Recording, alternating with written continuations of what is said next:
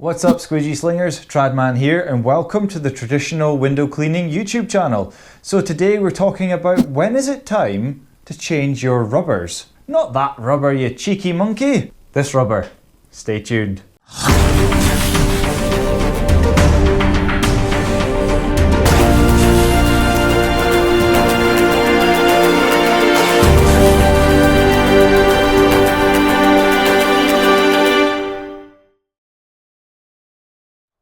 So yes, indeed, we're talking about rubber wear today. This is something that I get asked all the time. Is Tradman, how long do you get out of a piece of squeegee rubber?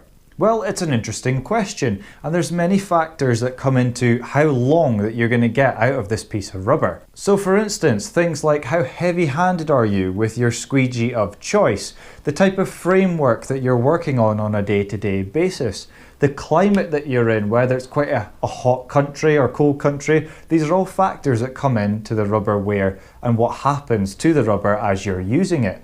Also, what kind of rubber, whether it's a soft or medium or hard compound that you're using. These are all things that we have to take into consideration when talking about rubber wear. And the problem is, what happens in my line of work and what happens with me and my squeegee rubbers might not be the same experience that you have with your rubber, even though you may choose the same one. So firstly, what is the kind of rubber that I normally use in my liquidator channels? Well, normally I use the Moerman soft or Pulex soft or indeed Ettore rubber. Now, what's the differences between these rubbers and why would I use different ones? Well, the Ettore rubber has a bit better durability but takes a wee while to wear in. So if you haven't got the patience for a bit of rubber to wear in and you'd like it to work straight away, I would recommend that you either go for the Moerman rubber or Pulex rubber. Now, unbeknown to a lot of people, rubbers actually have different dimensions. Some rubbers have a thicker or smaller bulb, and some rubbers have a shorter or wider profile, which basically means the width here. So with Moerman, Pulex and Ettore, they all have similar dimensions, apart from Ettore, which is quite a tight fit.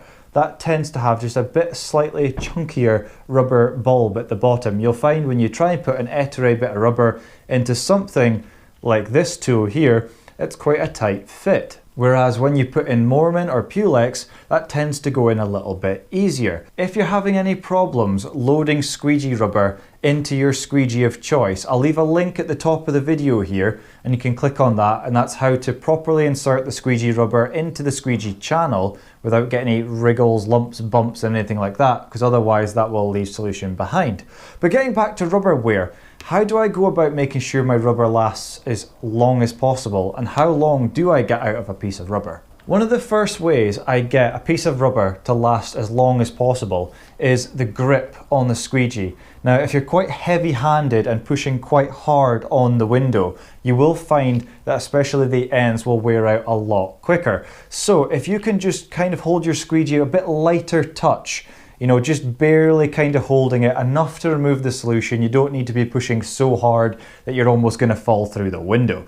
Just nice, gentle grip on the squeegee. It doesn't need to be harsh, and that will increase the life of your squeegee rubber. Now, the other thing to be aware of as well is the type of frames that you're working on.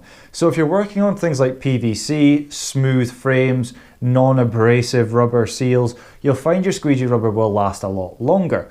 But if you're using something like this on a wooden frame, anything that has an abrasive edge, you will find that your squeegee rubber will tend to wear a lot quicker. So how do we get around that problem? Well, one way to get around the problem is just trying to be as accurate and precise as you can when it comes to doing the edge of the window. So normally what I do is if I'm working on a window that has quite an abrasive seal, or if I'm working on a wooden frame that's quite damaged, for instance, I'll take my time a little bit more when coming down the edge of the frame, just to be a bit more precise. And once I've done the edges, I can fill in the middle of the window a little bit quicker. So things like that will help increase the lifespan of your rubber, making sure you've got a bit of a lighter touch on the squeegee handle and being careful on frames that are in bad condition. Another way to get a bit more life out of a piece of rubber is to cut it down from your longer channels down to a smaller channel. So here, for instance, we have a 16-inch channel.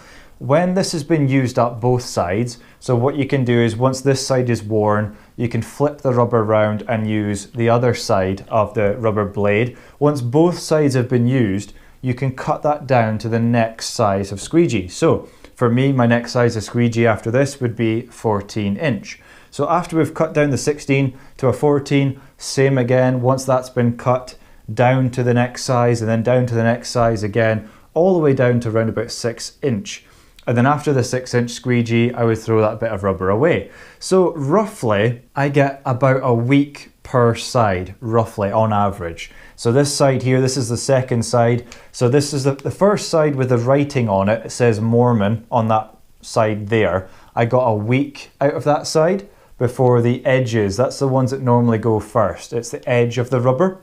So when that starts to wear, you see little bits of rubber coming off. You can tell when the rubber's starting to wear, it'll leave lines at the edges when it's starting to come off with little bits of rubber hanging off. When you flip the rubber around, I then get another week out of the second side. So in total, therefore, you get 2 weeks out of this one strip and then cut it down to the next size and get another 2 weeks out of the next size. So you can actually get quite a long time out of a piece of rubber. But here's a top tip that I would advise that you do. When you're using your hand tool, so say for instance we've got this 16-inch channel here, I also use a 14 and a 10-inch flick pad on an accelerator when doing pole work. Now if you're using a traditional tool on the pole, I would recommend using a piece of rubber that's already been used. If you use a brand new bit of rubber, you'll know it can be quite sticky on the glass. There's a lot of friction. It takes a little while for that rubber to wear in.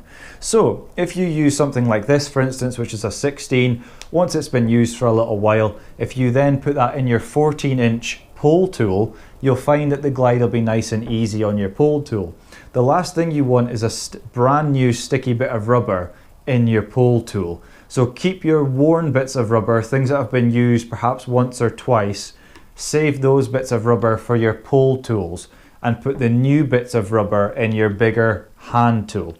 So that's a good tip for you to make sure your pole work is nice and smooth. Use that worn bit of rubber that's had maybe a week or two's use. Now if you're only getting maybe a day or two's use out of a bit of rubber, you may need to examine perhaps your technique, that when you're working on windows, are you maybe being a little bit too heavy-handed?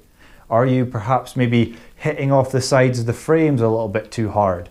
If you're working on frames that are quite badly damaged, are you running the edge of that squeegee quite hard against that damaged frame? And therefore after one job you look at your squeegee rubber and it's already knackered. These are all things to be aware of when you're working. When you assess how you work and what you're working on a little bit more and work on also being a bit more precise, you'll increase the lifespan of your squeegee rubber drastically. When you're storing your used bits of rubber, what I would advise that you get is one of these. This is the Rubber Tidy. I got this from the Window Clean Centre. I'll leave a link in the description below for you so you can see this. You can get these from most decent window cleaning suppliers. They'll usually sell something like this. But rubber normally is to be stored flat and also in a cool, dry environment as well. Don't leave your rubber exposed to sunlight, that can ruin it. And also if your rubber is not stored flat, it can then leave little kinks in the rubber, which then when you come to use it will leave lines on the window. So having something like this where you can obviously expand the box like so, for if you've got longer lengths of rubber, you can still obviously use them. But for me at the moment, that's got around about 14 and 10-inch bits of rubber in there. So you can obviously collapse it a little bit smaller. So that is how I recommend that you also prolong the life of your rubber, is how you store it. Look after your rubber and it'll look after you. So in conclusion, when we talk about rubber wear, we've talked about how you can increase the lifespan, being careful on the framework, assessing how hard that you're pushing with the squeegee. Really take note of that pressure. How hard are you actually pushing with that tool? But how hard do you really need to push that squeegee to remove the solution off of the window? These are all things that sometimes we've maybe done for years, but then when we actually stop and think about it and actually examine what we're doing, we find that we could amend our technique a little bit.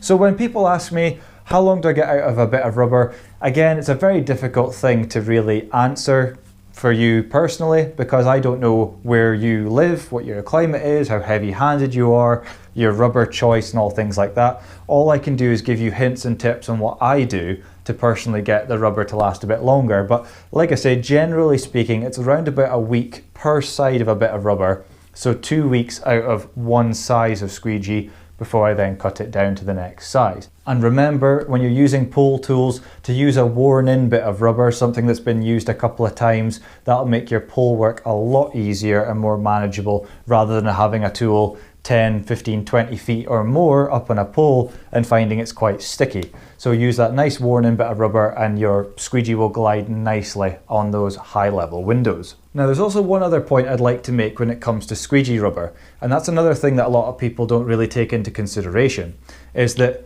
rubber can change. Rubber is obviously a natural product and it's not always consistent. Sometimes you'll hear of people buying a batch of rubber that they've used for quite some time, and then you'll hear or see comments on the internet of these people saying that the rubber is not performing as well as it used to. And this can happen with pretty much any kind of squeegee rubber. You may get a batch that's just not particularly very good. And it also depends how they've stored it as well, and how the supplier has stored it. So sometimes you may have used a bit of rubber for a long time and it's your old faithful. It could be Pulex, it could be Ettore, whatever it may be, and then you get a batch of rubber that doesn't perform. This can happen, I'm afraid, with any kind of rubber. But normally with most decent suppliers, if you tell them that you've got a batch that's not performing as it should, they normally will refund you or exchange it with another batch of the equal amount of rubber that you purchase. So just bear that in mind. Because I have personally had this myself when I've put in a new bit of rubber, and sometimes it can leave lines at random places along the squeegee. And then I'll put in a new bit of rubber, change that one, and it's perfectly fine. So it just depends. Sometimes you just get a naff bit of rubber and you have to flip it or swap it out. But if you do get quite a large number in a batch of squeegee rubber that's not performing, I'd highly recommend you get that swapped and changed if possible. So the ultimate question is, what is the best squeegee rubber in the world? What's the answer to that one? Well, unfortunately, there isn't one. The answer is whatever your preference is and whatever climate you're working in, I'm afraid to say. A lot of people will recommend different things. For me, I find things like Pulex and Moerman work the best for me in the tools that I use. But for you, you might use a different tool, have a different technique, and find something perhaps maybe like razor rubber works better for you.